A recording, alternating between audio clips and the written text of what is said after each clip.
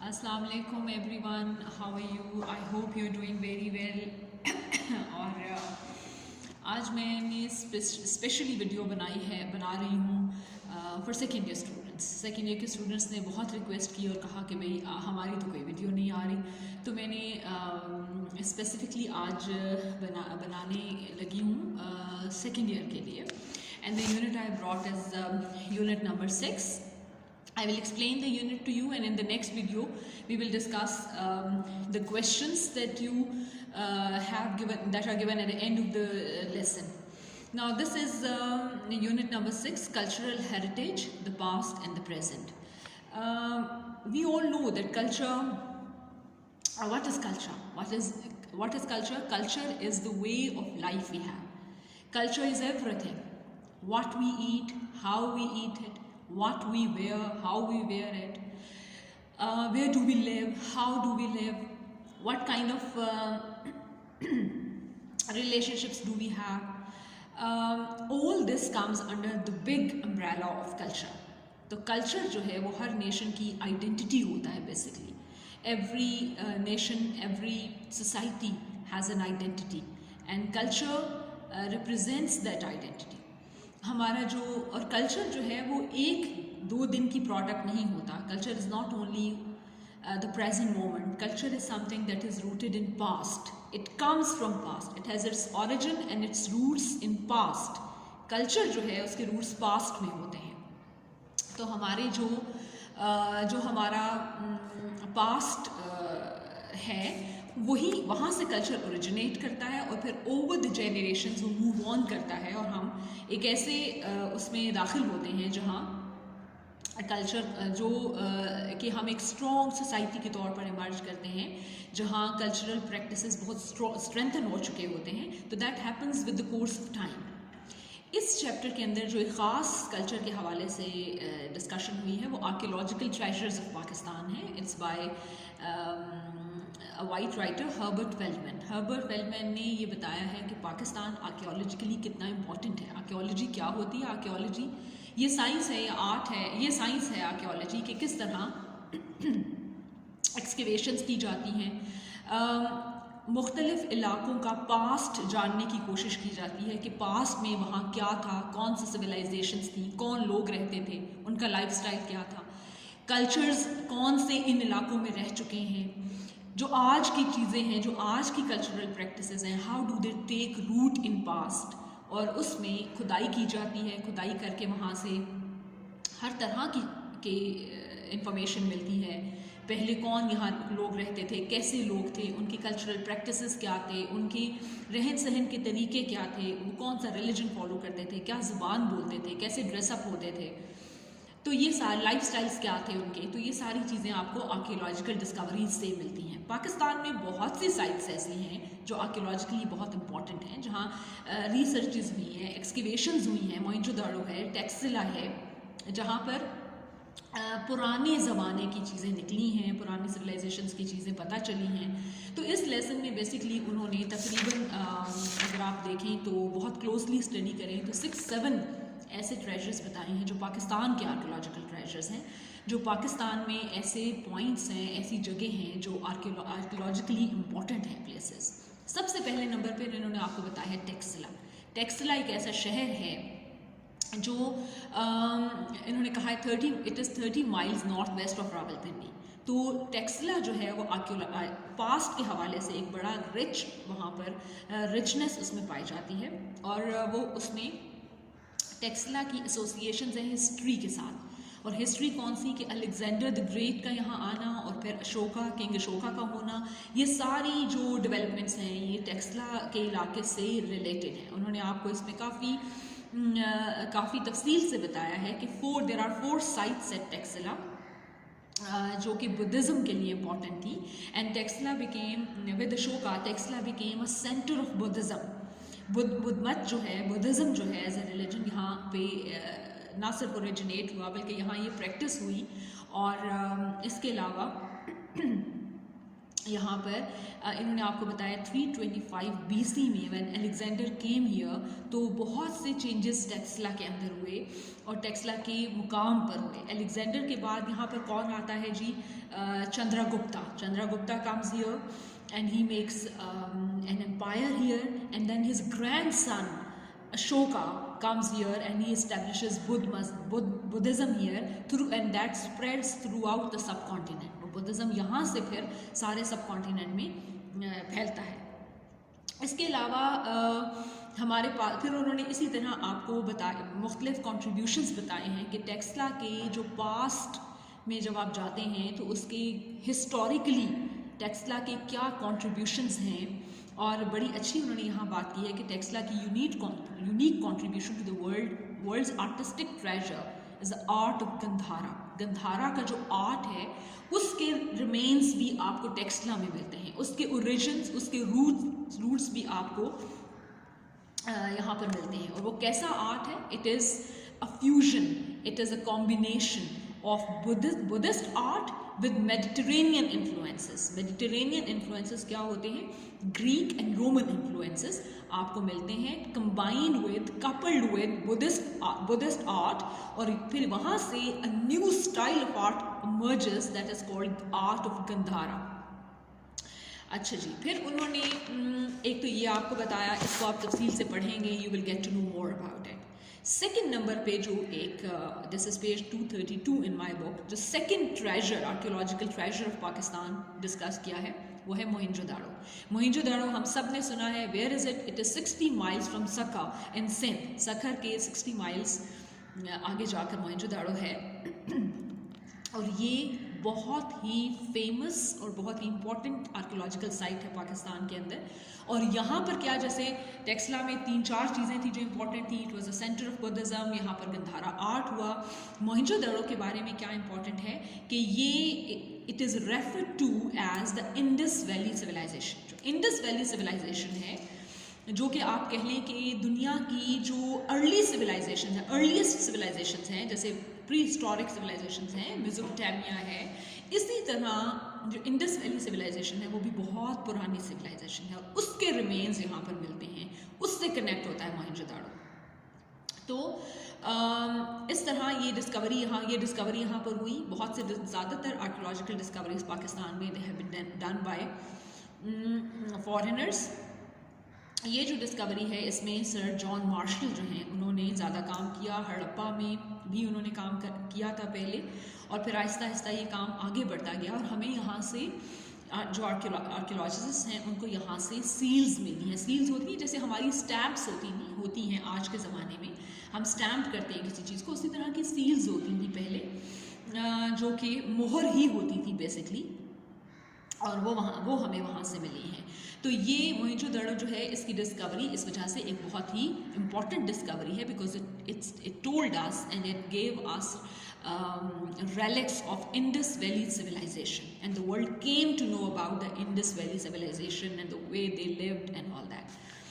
अच्छा जी, उसके बाद एक और चीज़ जो हमें यहाँ से मिली वो स्कल्स थे। अच्छा, जब भी आर्कियोलॉजिकल डिस्कवरीज की जाती हैं, एक्सकवेशन की जाती हैं, तो लोगों की चीज़ें निकलती हैं, उनके घरों के रिमेन्स निकलते हैं, उनके बर्तन, उनके कपड़े, इस तरह की चीज़ें निकलती हैं। और इसके साथ ही साथ कुछ बोन्स भी वहाँ से निकलती हैं। इंसानों के जो डेड बॉडीज़ थी वो डिकम्पोज हो गई, तो जो बोन्स और स्कल्स मिली, तो वहाँ से वो स्कल्स भी मिले हैं।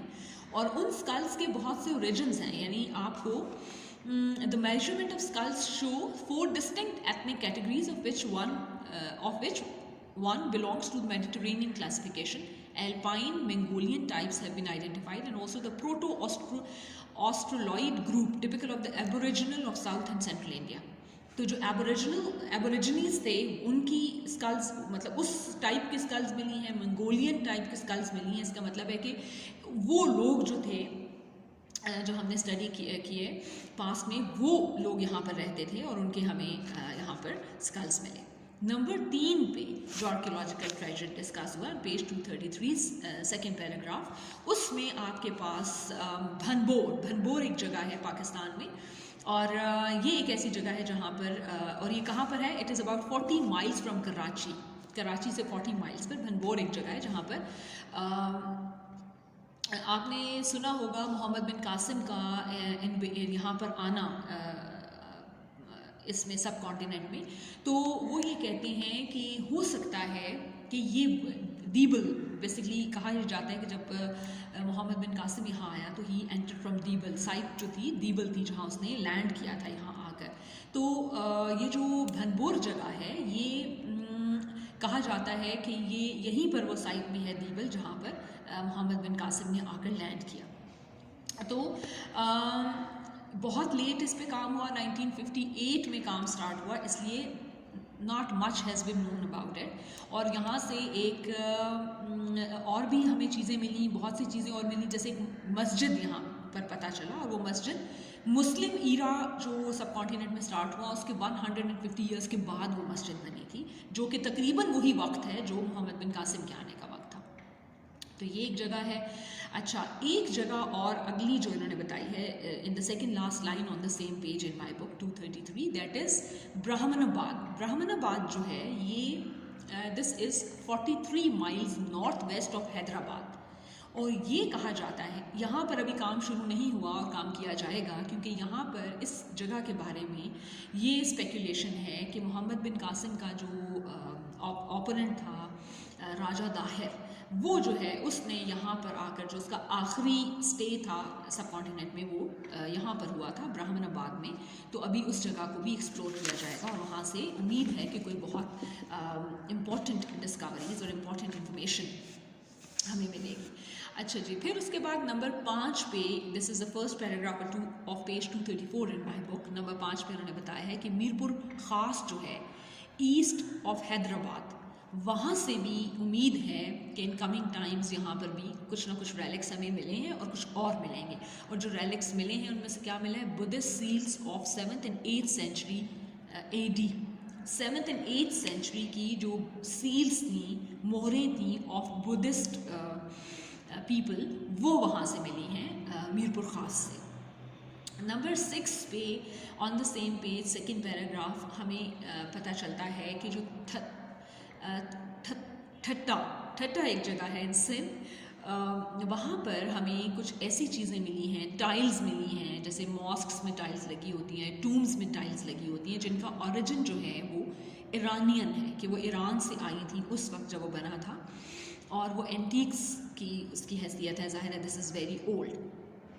तो ये इन्होंने हमें बताया। नंबर 7 पे जो हम सब जानते हैं और बहुत फेमस है, बहुत से लोग जानते हैं, वो ये कि लाहौर सिटी इट्सेल्फ एक सीट है, एक प्लेस है आर्कियोलॉजिकल ट्रेजर्स की। Some of these they have talked about, for example, क्योंकि लाहौर को हम मुग़ल एम्परर्स की भी, जो आप कह लें कि जो मुग़ल एम्परर्स की हिस्ट्री है वो भी लाहौर के साथ कनेक्ट होती है। बहुत सी बिल्डिंग्स लाहौर में ऐसी हैं that had been constructed by Mughals and they remind us of Mughal empire in the subcontinent। तो जैसे इन्होंने यहाँ पर in the last paragraph on page 234 यहाँ पर बताया है कि जो किला है लाहौर में, जो शाही किला है, जो बादशाही मस्जिद है, जो किस वक्त बनाई गई थी, औरंगज़ेब के टाइम में बनाई गई थी, मुग़ल एम्परर था, मुग़ल बादशाह था।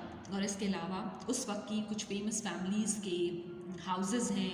फिर इसी तरह ऑन पेज 235 दे टेल के अनारकली का जो मकबरा है वो भी यहाँ पर है, जिसको मुख्तलिफ़ कामों के लिए यूज़ किया जाता रहा। असल में होता ये है कि जो इम्पॉर्टेंट फेमस बिल्डिंग्स होती हैं, ज़रूरी नहीं कि वो वक्त गुजरने के बाद, when a lot of time passes after long time, sometimes governments use those buildings for some other purposes. For example, अब ये टूम्ब ऑफ अनारकली जो है, इसके बारे में उन्होंने बताया है कि रेजिडेंशियल पर्पस के लिए भी यूज़ हुई, और उसके बाद यहाँ ट्रूप्स के जो आर्मी के जो जनरल थे, Italian soldiers of that time, Ranjit Singh की आर्मी के जो जनरल्स थे, उन्होंने भी स्टे किया। लेकिन अब जो है वो इसको इसलिए यूज़ किया जाता है कि वहाँ आर्काइव्स, यानी कुछ बट आर्काइव्स ऐसी चीज़ें, ऐसी डॉक्यूमेंट्स, ऐसी तस्वीरें, ऐसी चीज़ें, ऐसे रेलिक्स जो हेरिटेज के बारे में बताते हैं, वो वहाँ रखे गए हैं। So this it's a place to worth visiting if you go, and if you are interested in the archaeology, and if you are interested in the cultural heritage of Pakistan and the subcontinent basically, तो वहाँ पर बहुत सी आपको चीज़ें ऐसी मिलेंगी। तो लाहौर शहर हमें पता है कि वहाँ पर बहुत से ऐसे चीज़ें हैं, इवन यहाँ तक कि जगहों के जो नाम हैं वो भी they remind of Mughals and their government and their rule in the subcontinent. तो ये इस लेसन के अंदर बेसिकली आपने इसको पूरा पढ़ना है। मैंने आपको सिर्फ एक आप कह लें कि एक ओवरव्यू दिया है what the lesson is all about. As students you are suppose to read each and every word of it, you are suppose to know the meanings of each and every word that is there. I have just told you, I have divided all this information in certain, you can say, I have classified this information for you so that you know that there are 7 sites that have been mentioned in particular in the lesson. I will repeat those 7 sites. What are they? One is Taxila. Number 2 is Mohenjo-daro. Number 3 is Bhanbo. Number 4 is Brahmanabad. Number 5 is Mirpur Khas. Number 6 is Thatta. Number 7 is Lahore. इन सारी archaeological sites के ऊपर you find cultural heritage of the subcontinent. क्योंकि देखिए पाकिस्तान तो बहुत late बनता है in the mid of 20th century, तो ये तो बहुत पुरानी सिविलाइजेशंस हैं, बहुत पुरानी जगह हैं। तो जब आप बात करते हैं कि जो पास्ट में जो कुछ हमें चीज़ें मिलती हैं तो वो सिर्फ पाकिस्तान की हिस्ट्री नहीं है, वो इस पूरे एरिया की हिस्ट्री है, इसका पूरे एरिया का कल्चरल हेरिटेज है, वो सब कॉन्टिनेंट का कल्चरल हेरिटेज है। तो आपने ये लेसन पढ़ना है और फिर ये 7 डिविजन्स याद रखने हैं। उन्होंने आपको सातों में they have told you where these places are, कौन सी जगह कहाँ पर है, वो किस लिए फेमस है, वहाँ से क्या निकला, कौन से कल्चरल रेलिक्स निकले, कब वहाँ पर एक्सकेवेशन स्टार्ट हुई, किन लोगों ने की, and what did they get to know. जैसे टेक्सला में उन्होंने कहा आर्ट ऑफ गंधारा, या बुद्धिज़्म की सीट थी, टेक्सला सेंटर था, या जैसे मोहेंजो-दारो में इंडस वैली सिविलाइजेशन थी, जैसे लाहौर जो है वो मुग़ल एम्पायर की याद दिलाता है। तो इस तरह मुख्तलिफ रेलिक्स जो हैं उन्होंने बताएं कौन से कहाँ पर हैं। इसको पूरा तफसील से पढ़िए और अगर आपको कोई क्वेश्चंस हो आपके जहन में जो आप चाहते हो कि they need clarification, please comments में ज़रूर लिखिए, मैं उनको फर्दर डिस्कस करूँगी। But for the time being this division and this much classification that I've done for you in this video is enough for you to understand the lesson. Read all of it and wait for the next video, because in the next video we'll do the study questions, we'll do the exercise that is there given on the figures of speech. There's a long exercise of around how many 59 sentences जो है इस पे figures of speech पे, और figures of speech की पहले definitions भी बताई हैं कि वो होते क्या हैं। So we'll talk about it and very soon you'll get a video on that. Very happy learning, very happy reading. Thank you very much.